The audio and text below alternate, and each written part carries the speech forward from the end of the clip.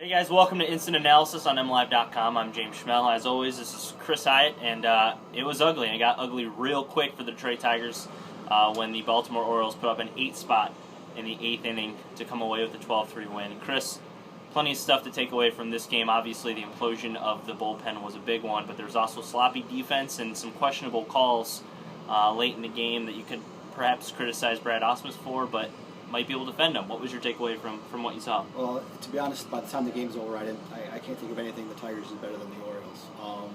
And before the bullpen implosion, they were still in the game the whole way. That's the thing is they were down 1 run almost the entire game, had very few opportunities to score, but missed out on a couple big ones. One when Torrey Hunter grounded out with the bases loaded, I think in the 5th, and then again in the 8th when Kinsler was running with the pitch and Hunter hit a ball in the nose and just hit it right at somebody for a double play.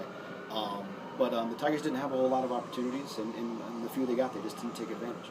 Yeah, unfortunate break for Ian Kinsler, Torrey Hunter, and the Tigers in that situation.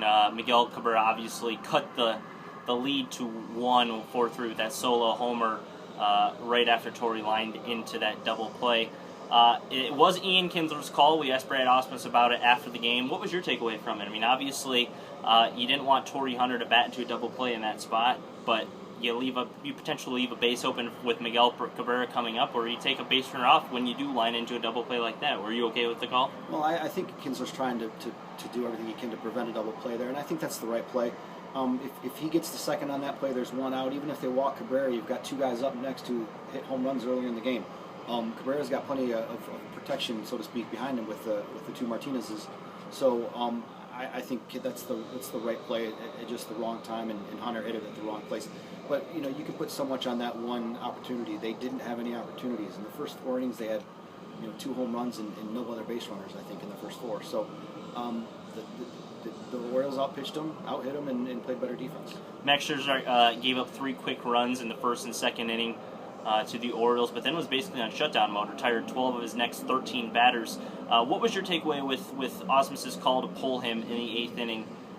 He had 98 pitches, I believe, at that point. Were you okay with the decision to pull him right there? I don't have any problem.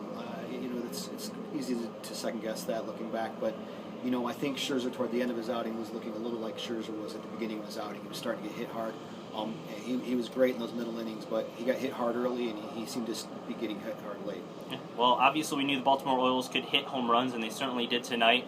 You have Justin Verlander on the mound tomorrow. He's going to be facing Wei-Yin Chen. Chen, what's your takeaway from that game, and I guess what do they need to do to make sure that they don't have another Game 1 disaster? Well, the thing about these 5-game series is if you lose Game 1, Game 2 is huge. The Tigers really can't afford to lose the first 2. So I know that's obvious, but that takes on even a bigger importance when it's a 5-game series. All right, guys, for what Chris has to say, you've heard what I have to say. Now we want to hear what you have to say. Let us know in the comments below, and make sure to stay in tune with us for the rest of the ALDS on MLive.com.